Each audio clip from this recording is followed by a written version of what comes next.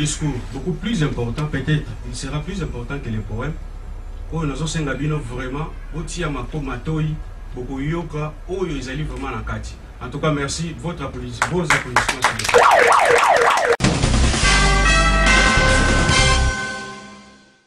Mesdames, messieurs et chers invités, mes frères et sœurs congolais et congolaises, camarades, nous profitons de cette occasion pour vous informer ou pour vous donner un peu d'idées pour la RCK. Les résistants combattants congolais est né dans l'esprit d'union, de la cohésion entre le peuple congolais qui lutte ensemble contre l'occupation de notre pays. RCK est la réforme de la conscience des Congolais ou encore la revalorisation de la culture congolaise. Camarades, les résultats des élections du 28 novembre 2011 étaient une belle occasion d'y arriver pour l'instauration d'un état de droit et la démocratisation de notre bon pays, la RDC. Mais le peuple congolais a été encore roulé par ceux qui lui ont confisqué son pouvoir au nom d'un calcul politique suicidaire pour le pays. Camarades, il faut doubler notre prise de conscience des enjeux et défis qui s'imposent pour libérer notre pays. Nous savons tous que notre pays est en danger. La RDC est un pays détruit et désespéré, un pays ruiné, mais qui reste debout à cause du courage de son peuple. Les États-Unis, la Grande-Bretagne, la France et la Belgique nous imposent toujours des politiques inhumaines et barbares. Ces politiques qui provoquent déjà des tueries. Au Congo, c'est déjà 8 millions de morts. 4000 femmes sont violées chaque année. 1152 viols par jour. Et même le déplacement des Congolais autochtones au profit des non-autochtones. En présence de l'ONU et le silence des médias étrangers internationaux, les Occidentaux aiment le Congo, mais n'aiment pas les Congolais. Chers camarades, la RCK vous informe que notre bon pays, le Congo, devient un pays de faux semblants. Là où le gouvernement fait semblant de gouverner, les juristes font semblant de juger au profit de l'argent, et les travailleurs font semblant de travailler, les patrons font semblant de payer.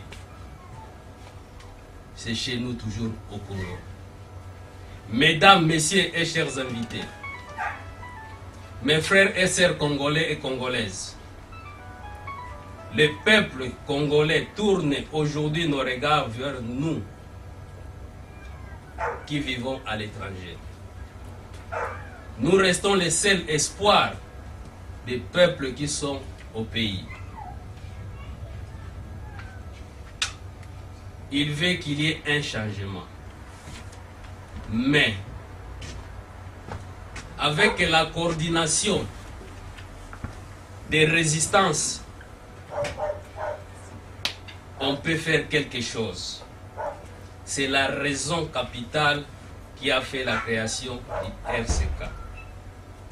Mais toujours combattu à mort par les antivaleurs qui se disent aujourd'hui les combattants avec l'esprit d'égoïsme, tribalisme, régionaliste et l'immoralisme et le mensonge en désorientant les idées du peuple congolais.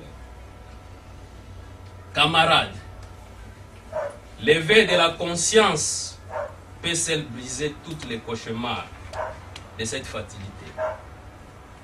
C'est ainsi que la RCK invite au peuple congolais de s'interpeller. Chacun de nous doit faire un examen de conscience et d'adapter une attitude responsable et être ainsi capable de regarder dans le miroir sans avoir honte et en disant « J'ai été et je suis utile à mon pays ». D'être capable et fier de dire à nos enfants « Nous sommes Congolais, nous allons libérer le Congo ». Il vient un temps où l'homme déterminé doit prendre une position. Quels que soient les dangers ou les sacrifices, il faut libérer les Congos. Car la civilisation est une lutte contre la peur. Et quand il est question du salut du Congo, il faut toujours être là. Mes frères et sœurs, le réveil des patriotiques de la diaspora congolaise à l'occupation demeure un épisode éloquent que personne ne peut pas nier. C'est une leçon qu'il faut toujours continuer.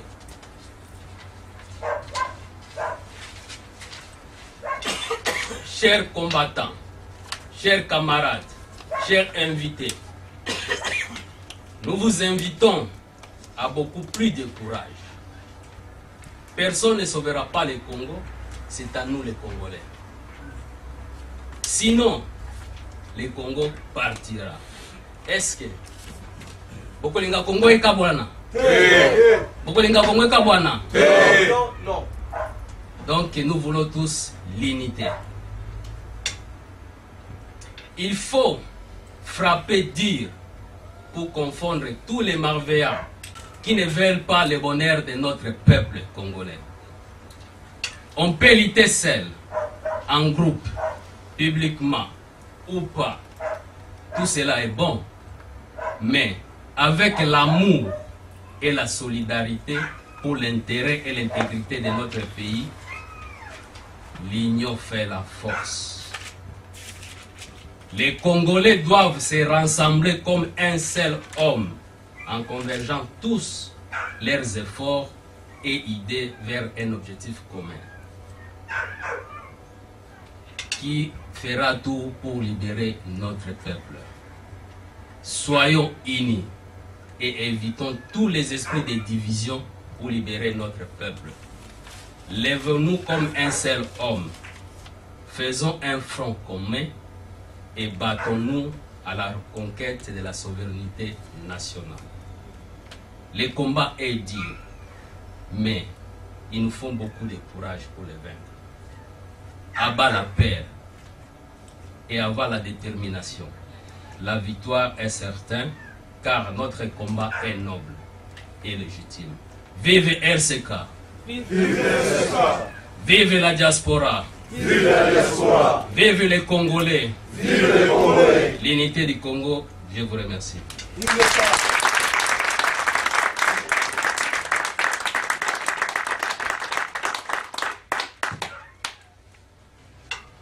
Encore merci beaucoup, Matondo Papa. Discours au Salé Biso, au PC Biso, Baki, sous un plus siro, maman Balobaki. En tout cas, encore une fois, Matondo, ce que moi je retiens, un bon combattant doit prendre la position, quels que soient les sacrifices. Les sacrifices, nous et nous, toujours au salaire. Mais ce qui a raté, c'est la fin qui justifie les moyens. Il faut tout combattre dans ce cas. C'est ce que les Kinois disent, c'est ce que les combattants disent. Combattant jusqu'à la mort. Combattant jusqu'à la liberté totale de notre pays. Ils ont aussi toujours Bomoko. Certes, les combats, il y a beaucoup de pays, il y a beaucoup de difficultés. La difficulté, c'est belé. mais c'est la fin qui justifie les moyens. Il faut tout comme en souka. Mais ce qu'on comme en souka te, bana na ba kotuno papa. Mboka no kenda yo sala nini. Na yango merci beaucoup. To komi sikoyo na mama ya moya likambo. Mama ya likambo bande kolombiso mususu ya RCK oyo bavandaki bakanisi eloko nini biso tokoki kosala. Eloko nini tokoki kosala na kati ya conférence oyo. Bandeko bavandaki bakanisi ensemble na ba membre mususu ya RCK baelaki biso thème moko vraiment très important. Tango bako projeter peut-être beaucoup tout na ba. Eloko nini ba basale la biso. Mais tango bandeko bako lambela bino, ce sont des idées vraiment géniales. Où ils ont senga que lelo ceux qui mboka na biso est libéré, je crois il n'y aura plus de guerre na kati ya mboka na biso. Na yango le temps nous faisant défaut, nazali ko benga bandeko na biso la jeunesse oyo akolambela biso thème moko beaucoup plus important to yambaye avec beaucoup d'applaudissements s'il vous plaît.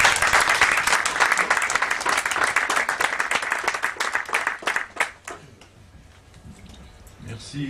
Mbote na biso nyonso bandeko. Mbote. RCK oye. RCK oye. Combattant jusqu'à la mort.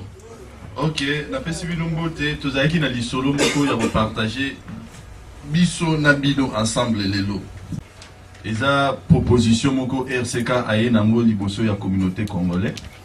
Tomoni na makamikolo elekaki awa ndenge politique ya mboka na biso ezali kokende ndenge makambo mboka na biso ezali kokende tofandaki ensemble RCK na banzela tobandaki komeka kosala ba contact toyeba ndenge nini tokobima na boumbu oyo toza nango oyo tokangami oyo bapapa na biso bakangami bamama na biso bazozala violé epuis bana bazomela miliki te kelasi ya malonga ezali te na kobeta baporte place tokendaki tozali komona solution moko eza kopusa na biso penda te mais congolais alembi te congolais azalaki toujours courageux na mbula na hiver surtout nazo parler na diaspora azalaki toujours debout pour na koluka solution ya mboka na ye na kati ya kotambola wana aye kozwa kokutana na batu wana bapesi bango idée yango nini oyo na sir biso tu na bino toza kozela toyeba idée yango eza nini idée yango ezali Congo vers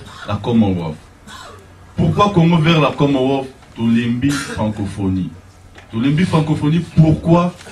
Tala déjà, batubazana kati ya ngambu ya France, bango mongo bakeko telema, balingi lisusu makamba francophonie te. Eko tombe na monga moko opportun pour na biso. Totali na histoire, banda banoko na biso ba belge ba côté la biso depuis des années et des années tozara na ba malheur bango mona ba bandi génocide ba bandi na ko kata batu maboko ba bandi na ko boma ba premier génocidaire ya bango moko pena ya poso Pembe Mindele alors ba continuer na biso bongo ba imposer ba koko na biso ba imposer ba oyo bazalaki na kati ya mabele na biso oyo bango bazalaki na moposa koko moko ta ba ikenga lelo na ngina ko ma francophone. Et puis la francophonie yango ezalaki kaka pona kosala promotion na bango ya langue na bango française et puis pour la culture na bango na ba divers gens mususu mais toye komona ke tout autour na biso ya Congo tozali na 9 pays voisins bon na 9 pays voisins tozali entouré na ba pays oyo tobengi ya Commonwealth et puis totali évolution na bango na biso tozali vraiment na retard puis tozali pe je crois ba l'échec na kati il y a statut na biso il y a mokili donc biso nde tozali na ba dikundu lo ba d'échec alors pourquoi biso grand pays le roi Congo toza l'échec alors tolobaki te tolembi tout ezate ke biso tolobi ke o ba imposer biso nde to décider tolobi te biso tolungi lisusu bato ba ye na mboka na biso ko tia désordre te na yango wana totali ba avantage nini oyo ezali ko poser Congo soki a adhéré na association oyo to bengi Commonwealth na opesa explication muke association Commonwealth tam susu eza bandeko bauti libanda ezali nini ezali association moko boye oyo ezali juste indépendant ezali na 54 pays oyo ezali na kati dernier pays bauti kozwa ba pays ana nyonso ezali ba pays oyo bazalaki colonie anglaise mais il y a 2 pays où bazala jamais colonie anglaise où ba adhéré na kati association na ezali Mozambique après ba ko Rwanda na 2009 et pourquoi les lobbies sont allés agenouiller pour bosso Rwanda parce que bazali na protection o ezali kuta awa na mabele biso na bino to fandia to zali ko pema to moni na président ya Rwanda azalaki na conseiller na spécial o to bengi Tony Blair premier ministre na biso ya mboko to fandaki. Alors pour ça na bango ezalaki bakata Kivu. Alors soki lelo Kivu pour ba ko kokate soki lelo Kivu ekatamaki engaki za na pays na ligne nini est-ce que on a ba francophone to ba anglophone. Tout le monde a Kivu et ça va anglophone de ba katamo pour na intérêt na bango. Alors pour cela Congo ezali o babengaka etandi munene. Congo jamais rola lanzala. Totali ba pays bazo évoluer na ba anglophone, ba misusu pe baza ba tamboli ba pays Afrique ba ko beti la biso masolo ki ba pays nyonso oyo ezali na kati ya Commonwealth, bazali na évolution moko bien. Bazali na ba contrat na bango ba signer jamais pays mususu ya Commonwealth et ko agresser pays mususu ya Commonwealth. Alors biso tozana ko luka pays. Tozana ko luka te to ça la promotion ya mindele ou azali français ou azali belge ou azali anglais mais biso tozali ko luka nanu oyo ya biso intérêt nanu ya congolais. Intérêt ya congolais na sens nini. D'abord tout moni na kati ya Commonwealth ba liberaka bino bosala oyo bino bolingi na sens tozali na Tanzanie. Tanzanie alobara Swahili na ye ezali la première langue na ye. Azali na kati ya Commonwealth. Tozali na ba Cameroun bazali ba francophone bazali pe na kati ya Commonwealth. Donc rozala tutika na biso ba francophone mais to adhérer na mouvement oyo elingi agression te. Baboyi agression na kati ya mouvement na bango ba kobenga na yo. Bazali un exemple ya Sud-Afrique en 1961 balombaki na kati ya Commonwealth. Les pourquoi passer apartheid et bandaki na kati Afrique du Sud. Bango moko ba mindele ba sepela yite omona eloko bandaki koleka ba bengana ki baninga na jusqu'à 94. Tant Mandela ayo kozwa masolo bango bazongi na kati ya Commonwealth. Elingi kolakisa ki bazali quand même na objectif moko boye ya ko respecter héritage ya bato. Mais ba o ba ya na mboka na biso ba respecta eloko moko te. Est-ce que maram nazali koloba na suki na noa est nazali libanda to nazali libanda te belge sali nini na Congo. Français et sali nini na Congo. Toko garder na biso langue wana to loba to lobi te to changer nyonso mais lingala na biso biso to zali no ba lingalophone. To pas to valoriser lingala na biso, il faut na to boma complexe o ezali quand tu parles bien français, tu es intelligent. Alors ça, les complexes et ces côtés na babo tata na biso na bakoko na biso. Au monde ndeko no congolais, on a lobelo na langue oyo ya bakoko na e, ma préféré lobelo na langue ba paya. Mais français moroté a ça l'effort un jour ayo la ta lingala pour na ko on a parlement. Jamais. Jamais, jamais, jamais. Alors, to komi na tango ya destin na biso. Destin na biso balobaki bana moko boye mvuluzi kimbango balobaki bakoya. Bakoloba minoko nyonso ya mokili et puis bako libérer Congo. Alors tout le monde ba yaya na biso ba bandi musala général Ngando asali musala munene et longo na équipe mobimba ba bundi pona biso o toza ba jeune to fongola misuke so to tiki bulo ki to na to sana biso susu na etandi morote na rata mokili oyo. Alors to sengi na bino nde bo aider biso to continuer démarche otina suka. Démarche ezali démarche na biso morote ezali démarche RCKT ezali démarche ya biso nyonso soki bino nde bonzimi to s'adhérer kuna biso na bino to diriger Congo ya sika mais soki bino bocheki nga lwana lobana nga français bien ba français bina ka bandeko nanga biso tozo kufa ba français ba omela miliki na bana na bango makambo ikuti ya Congo etali bango te ba komanda bango ba intermédiaire ya ba anglophone do bazo tala biso tozo kufa etali bango te. Et puis bazo lo bakutu ni na francophonie et ya bosala ni na francophonie za mingi culturel balingi occuper marambeta l'économie. Alors en matière d'étali économie Congo ko adhérer na kati ya Commonwealth ezali libre circulation ya mbongo na kati ya Congo. Pourquoi libre circulation ya mbongo? Tomi benga ba francophone mais to lire la France CFA te. To taliga Congo Brazzaville côté na biso na France CFA, Cameroun France CFA, Côte d'Ivoire France CFA. Mais biso to tira la batu ya langue na mbongo moko ba franc congolais fo zanango ba saki mais France et France ezali mbongo eliam en Afrique contrôlé par République française et puis ezali toujours na stabilité na yango. Alors biso tozali na rien tozana eloko te. Alors ko s'adhérer na eloko wana ya Commonwealth tozali ko pesa libre circulation na ndenge ba bazali ko ya ko piller Kivu ba ko piller lisu bongo te passer taxe de randotika na mboka na biso to libérer bamboko eza pembe na biso o ba lula ka Congo mais ba kota na porte to ko sala rangoka ka bongo soki to coopérer na bato yo biso na bino awa to fandi eza te ka pour intérêt ba ba na ka Angleterre ba o baza na France eza te ka parce que biso toza awa nde to ngi to obligé ou bien te ezali démarche ya biso tout congolais ensemble. Pourquoi na obi que ezali démarche na biso tout congolais ensemble? Ezali na avantage même na bana na biso o bazali kokola na Suède, na Allemagne, na France. Soki biso lelo to sa adhérer na eloko wana et vous avez avantage munene. Avantage langue anglais soki oyebi yango otambola partout na monde ozana posa interpréter. Otambola o voyager, otambola ndenge mokili elingi. Tu es obligé de te dire surtout par l'anglais. Tu es obligé de biso, tu es progresser. Mais, tu as la deuxième langue, on est à ta deuxième, parce que français, tu es lobby des siècles, tu as pas biso to botama. Et là, on a malonga, tu as exacté. Et là, on a France, tu as ou bien la nini, exacté. Bango moko ba belge. Bango moutou ba même biso na francophonie, mais baza adhérer 100% na francophonie.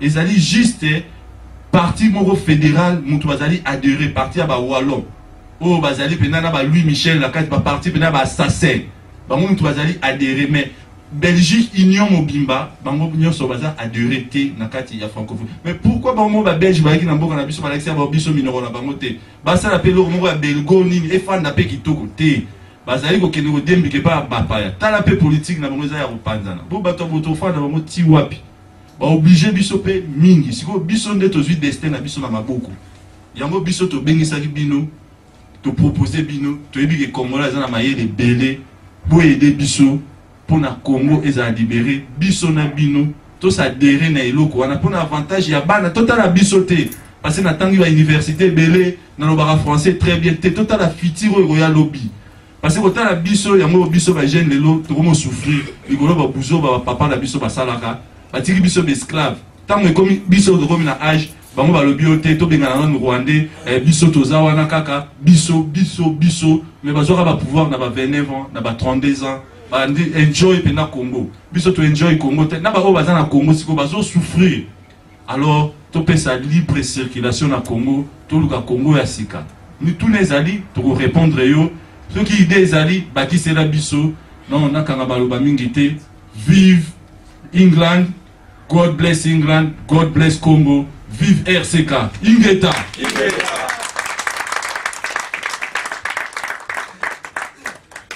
Merci beaucoup Ndeko Jeunesse. En tout cas, personnellement, tant on a eu une idée, mais c'est quoi ça? Mais tant on a lambeli biso, ensemble, les membres de RCK, vous avez tout intérêt. Il proposer au sujet oyo pour ngai na moni ko zala pe na intérêt moko ya malamu pour na bandeko na biso ya Congo. Na kanisi bandeko alobi moi likambo moko sur la francophonie. Na ko pesa bino exemple moko sur Mende Omalanga, celui qui a dit au Congo il n'y a jamais eu de vol, de viol. Il parle français très bien. Mais comment un homme il a hypothéqué son intelligence au profit de l'argent? Est-ce que vieux les alagatés, les alagatés? Babilo Kowana, tout ça, il faut y amener biso. Que les loyo, problème ya Congo, Italie, Isali, Angaï, Nayo. Problème oyo, les Congo vers les Commonwealth. Et c'est très important. Mais, Isali objectif, kaka ya RCKT, Isali ya biso nyonso. Yangonde toko misango na suka, combattant, destin na Isali. Il faut eloko oyo. Puisque les pays au Baba, dira na katia Commonwealth, entre eux, la guerre est arrêtée. Entre eux, la guerre est arrêtée. Il y a tout intérêt. En tout cas, papa, encore une fois, la remercie au Makassi. C'est très important. Il y a beaucoup. Nayango, nazobenga ndeko na biso moko aya kolambela biso eloko moko ya malamu akobakisa nayango. Mais akozala court, s'il vous plaît. Akozala vraiment court. Ndeko bravo. Okoya. Na pesi kaka moi 2 minutes olambela biso mwa moke. Merci beaucoup.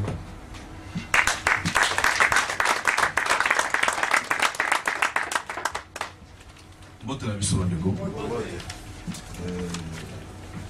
Intervention na ngai ezali Noké Mezali, je crois, et vous un sujet très important. Là, sur ce qui est Tali Bisomoko, Awa, à Londres, diaspora congolaise,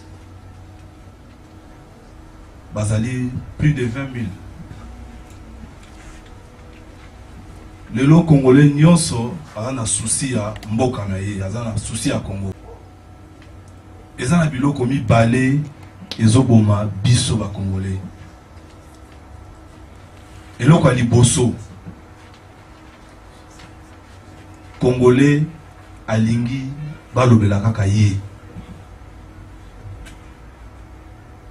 Congolais ata yebi ko beta mbunda te. Lokola mbunda ngo eza na ndako na ye, ya lingaka ye kaka ndefa beta yango. Ma ye bo beta mbunda te. Yango eloko esali ke proposition oyo eza malamu. Mais pour nato posséder na proposition oyo, ezo senga d'abord unité ezala kati na biso. Tant que to sangani te, tant que tu connais mon côté, et là comment vous marchez pour nous sauver congolais. So totali tozomona signe ya RCK batie li kofi. Li kofi za na 5 doigts. Mais nga azomona on a 5 doigts te. Nazomona on a 2 doigts. Nazomona on a 2 doigts, oui, 2 doigts. Maintenant si soko simbi boye obeta mutu avec 2 doigts, yo moko de omimona pasi. Tout ça l'effort, tout ça c'est un mot comme agneau sur 5 comme ici Kamogo. On aurait que l'on na biso yango.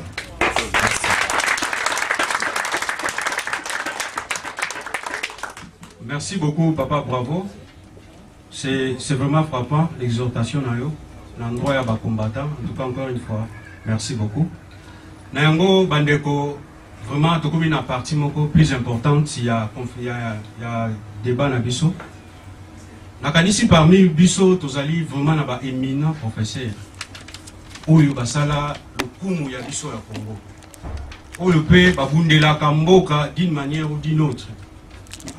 Ayambaki azwaki invitation à répondre na kati invitation, azali pe na ba idée. Oyo akoki kopesa biso. Quand on dit professeur, ce n'est pas de gauchard, un vrai éminent professeur. Nayango nazali kobenga les professeurs des professeurs, professeur Mbala tokoki kobetele maboko tino.